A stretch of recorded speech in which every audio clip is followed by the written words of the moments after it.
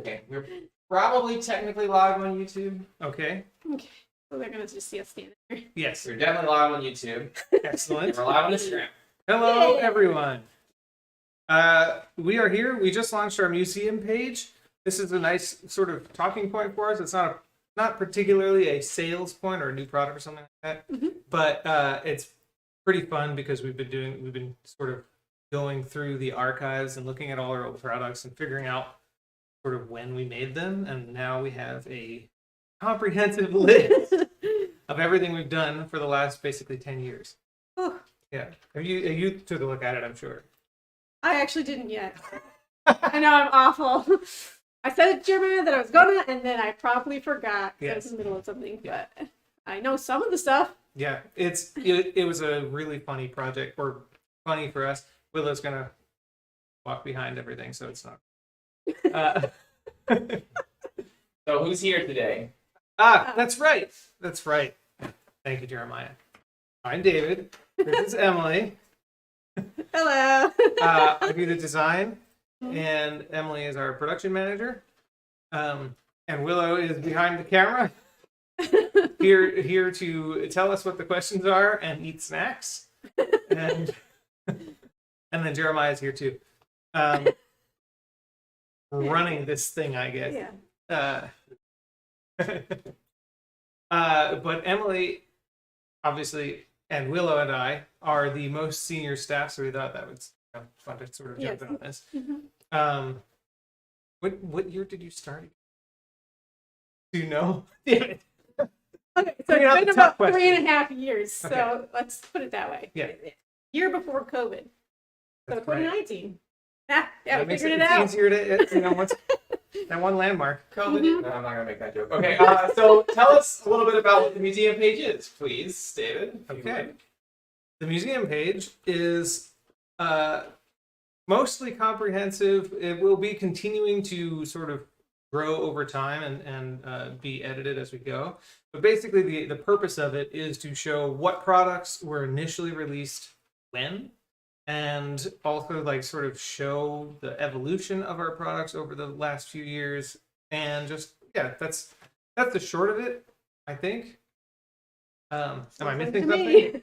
David, have you looked at the museum page? I have looked at the museum page quite a bit. Unlike me. But yeah, the sort of point of it is to sort of show what we've done and when it's happened. It's a museum. It's our archives. So what are we've highlighted a couple of items. Do you remember what those are off the top of your head? Quiz time. So some of the things we took a look at is the evolution of items. Do Yeah. you remember some of those things? Yes, I do. It's a good thing we have a nice cue card like usual to talk about to have all our talking points on here. So like certain things like the Harrier and how similar the Cormac is to that, and sort of how that evolution came to be, which makes sense because they are sort of based on a similar time period. The characters those jackets are based on are from the same time period and are sort of fatefully linked. So only things that got a production run are on the page, is that right? So some people are pointing out items that maybe they saw a design for, but that didn't. Yes.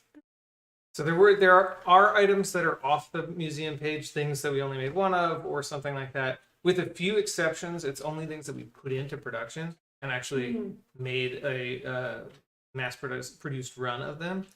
The exceptions are the Gargoyle and the Rook, because they were such like pivotal moments, and they ended up getting made later. The Heroes Blazer as well? Is Heroes that the thing that was in production? Yeah. Okay. Someone asked about the collection. Of the collection. Those things did not get. Oh. Yes. Yeah, so the Heroes Blazer was one of 7 products, I'm trying to think, from that whole collection, and the rest of them never got made, but the Heroes Blazer too. And the Heroes Blazer is what? People not familiar? It's a green blazer inspired by Zelda. Well, Link. We also had like a Heroes tunic and a Wisdom bolero and a Wisdom vest and a Power vest and pants and shirt. So we did the Triforce. Made a hat. What? For MTO, I made a hat. We did make a hat for Yeah. somebody. That was a custom order to go with their Heroes Blades.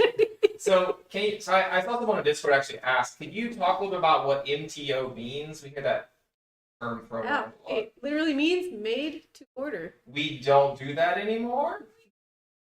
Sadly, that's actually what I got hired So for. let's speak to that.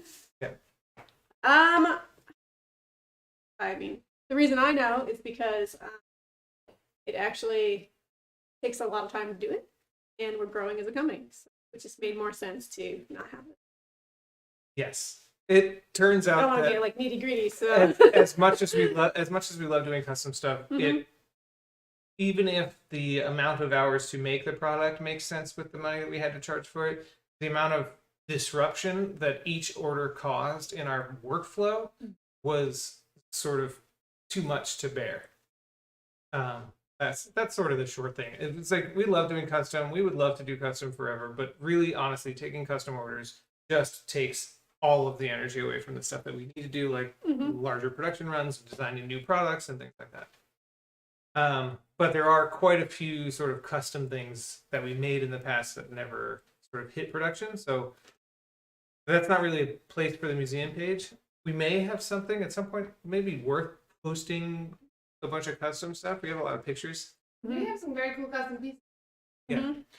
So you guys wearing custom pieces right now? No. The Apprentice was a custom only, and I think it went on. It's on the museum page, but we did do a micro run. Okay. So we made like 15 of them at some point.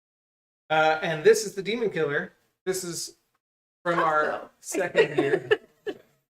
It Do it is. in black. I don't. Yes, we did also make it in black, but this Demon Killer. This is the sort of proto Son of Sparta. See the back. It's just got great Just things the up. pose. Just when I thought it was going to be too simple in the front. Yeah, each piece from the center gets progressively wider until you get to the front piece that's wider. So there is a formula around the size of the pieces and how they grow. Fibonacci's code. Yeah, it's Got Fibonacci's code. Yeah, somebody wants to know if we're in any other country. I assume that means like selling online on other We platforms. we but- are only in this country presently, physically. But we do ship worldwide. With a few exceptions, like some of our licensed pieces can't be shipped to certain countries depending on the license. But otherwise, we'll ship all our original designs, and anything that isn't restricted, we'll ship worldwide. All right, speaking of, well, no, this is not speaking of anything. Oh no, speaking of licensing, someone earlier asked a question about a coat based on Hatham. Oh, I don't know what that means. I'm assuming that's character from Assassin's Creed 3. Yeah. that's it. That is. It's when you were talking about the corn. It's Connor's father, and he was the Grandmaster. I think he was the Grandmaster of the Templars. It's how Assassin's Creed 3 starts. Ah. You play as him for a couple of hours. There's behind the camera stuff that's going on that is very distracting. His coat is ridiculous. Okay.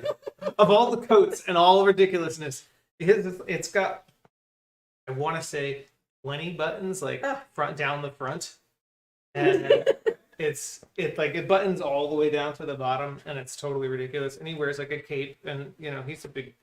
So Q2 of next year. So, I mean, to be fair, I always said we would never do the Cormac coat because it is so complicated. Now we have a Cormac coat because we're capable of doing ridiculously complicated things, and it's a lot of fun. So that's something we talk about on the website. What are some of the more complicated pieces that we've made actual production runs of, or just made to order as well? Like, what are some of the things that stand out to both of you? Since Sure. I'll ask Emily. Because I know. I mean, we made these into a small production run, but the gargoyle, for anyone that doesn't know, the original gargoyle that was an MTO had a lot more bells and whistles Yeah. than the one that is out now. So it had like grommets, it had its own flaps that came off the shoulder, not integrated in, and that one, it was easily, when I started, like a whole day jacket. So I think I was working on it like 7-8 hours. Yeah. Mm. the gargoyle is definitely the most complicated. With what? So did we make this museum page just to torture people? What like there are a lot of things on there that you can't have anymore. Yes. What does that say about us? Why do we do these small production runs? You know, talk to us a little bit about the Volante design sort of process and model, Sure. and why it's sort of important that these have a lifespan. Great. Well, Yeah. we like to design new products. We're a design company. The name is like that word is in the name of the company. It's Volante Design. We are a small company. We can't continuously make everything. We can't always have everything we've ever made in stock. The museum page is to show how far we've come, the designs that we used to do, and also just how many new designs come out in a year. And we always like to move forward and do something new. You may have missed out on something from 2013 or 2015 or something like that. You're looking at this and going, "Oh, I missed that." But like, if you've got a cool coat that you love now, like it's like a moment in time that this happened. You got this. There's this sort of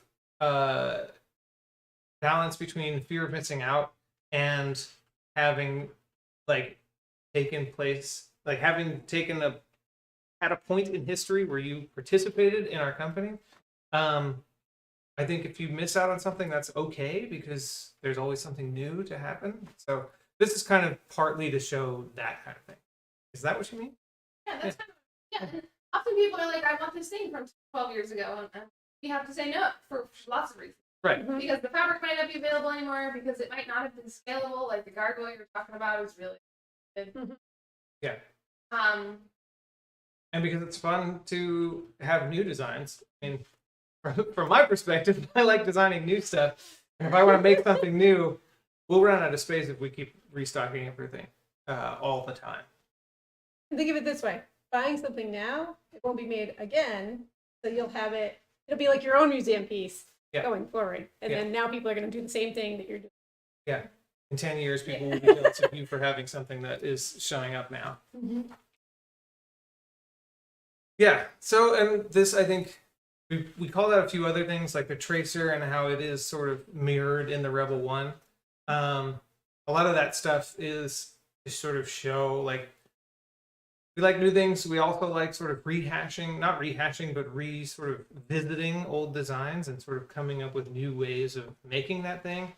Looking at it from a totally, like, 10 years down the line, being like, okay, so how can we do this different? Like, what was missing, or what could we do better, or what could we change and sort of make it more exciting? That's what we do. Cool. Anything else you'd like to show off, or up to you? When we were going through, I'll show off the Shinobi, which is actually very similar to the Apprentice. So on the site, we sort of interviewed you, in case people are curious. The little blurbs under the items actually come from David. I believe you said that Shinobi was possibly your favorite jacket. Yep. I've said it before, and I'll say it again. A lot of people didn't choose their favorite children. I'm a little People always ask me what my favorite jackets are. Oh. And usually the answer is the one that I just did, the most recent one. But in reality, I've said this before, the Shinobi is my spirit animal. It feels like the design that sort of, it's got all the, it's just a cool executive ninja jacket that's the right length for me. Like, when I put it on the first time I made it, I was just like, that's my coat. I made it, and this was like 6. So we'd already been doing this for years, but like, I had slowly worked up to making this thing that is both simple and complex. what were some of your inspirations for this? This buckle is definitely one of my inspirations for this jacket. This is the first time we used these buckles. But when I first discovered it, I was like, I have to make a jacket that uses that. Features it prominently. And features it prominently. You have a favorite color? The jacket? Of this jacket? Yeah. This guy. This is mine. I wore this. We went to Paris. I've still got some euros in here. Like, This is a man who has too many jackets. He finds things in the pockets from some number of years ago. Yep, special guest at PAX East. I've got some. This is my What like. year? What year? Practically what year? Lord, this was 2020. Oh, there's a reason we kept this one because it's the last show that we went to before the shutdown. It was the last show that really happened before everything got shut down. Emily and Willow, do you guys have favorite designs, current or otherwise? Hard question. Does the fact that you make a lot of them, does that change how you feel about them? Yeah, it can. Depending I on like how what's that custom. looks, and I hate making it. So No, I think there's a couple that I like, but I don't like making. But I mean, I'm trying to think of which one it is, but I remember I was going, this is such a cool jacket, but I don't want to have to make it for myself. I remember which one it is, but I've always liked, I know it wasn't like a popular fan favorite, but I always liked the Proto Man and the Mega Man. I own one. It just fits really nicely and it has nice shapes and stuff like that. So I really enjoy that one. But I also own a Daughter of Sparta.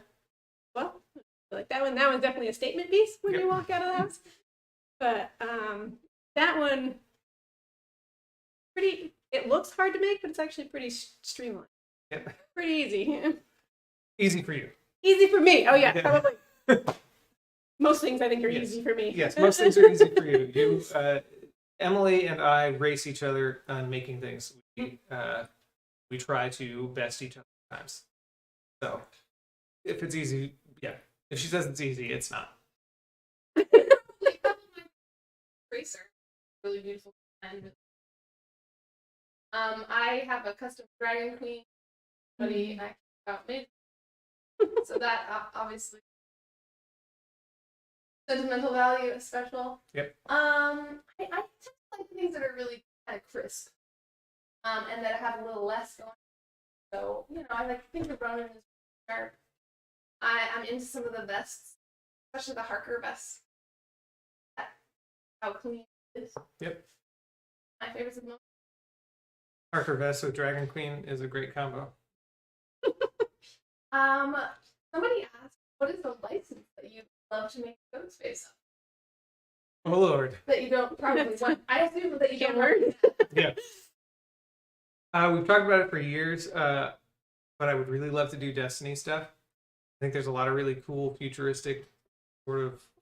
We could do some like lunar core designs. It would be awesome. And also I've been mildly obsessed with the idea of doing a Stormlight inspired collection with Brandon Sanderson. It may come to be at some point, and those are the two that I like. If you were to ask me right now, that's what I say. What about you? Go ahead. Oh, I have no idea. No idea. You have a lot of the ones already that I'm interested in. Star Trek. Star Trek. Yeah, even a lot of the. I played only the first Devil May Cry. I don't overshoot me. That's the only one I played, just because I don't have new consoles. But I don't know exactly which one. I mean, Niantic is a big one. Mm. They do a lot of things, but anything video game related, good to have. I really like Atlas as a maker of games, Mhm. So like a Persona thing. yeah, Persona, or like, because I like, the Story of Seasons and things. That's kind of weird to make a jacket. To make a Fair enough. farmer. Yep. A lot of farming games. Yeah. Are there fabrics that you're interested in using that you haven't been able to use? And this person said maybe figured out how to use, but I would suggest that there maybe are fabrics that are outside of what we're able to use for other reasons than like because we can't figure out how to use. Do you have an answer to this? One that we've been looking at for a long time was that Burr fabric. Mm-hmm. It's a cooling fabric. We just haven't figured out how to use it or what to use it in, Yes. and if it's good with our price point. Yeah. It's a cool technological fabric that reduces the surface temperature of your body when you're wearing it. So like when it touches, it just feels cold to the touch no matter what temperature it is out. we are going to try and figure out how to use that and how to implement it. It's difficult to get because something that's technical like that usually has a very high minimum order, and I think it's like 3,000 yards and like 1,000 yards per color. So we have to like know that it's going to be something that we can use in multiple different products. So it sort of complicates the issue for us. But So it's less that you haven't figured out how to use it and that we haven't got necessarily the the depth of resources. pockets Yeah, to be able to afford it all at once. Yeah. that's right. Mhm. I would definitely say there are some wools and some really like high-end materials that we just Yeah. have been kind of locked out of because we want to make our jackets less than 1,000. Yeah. For example. Yes, I remember we went to a fabric show once and we were like, wow, this fabric is so amazing. And we were touching all this like really nice wool.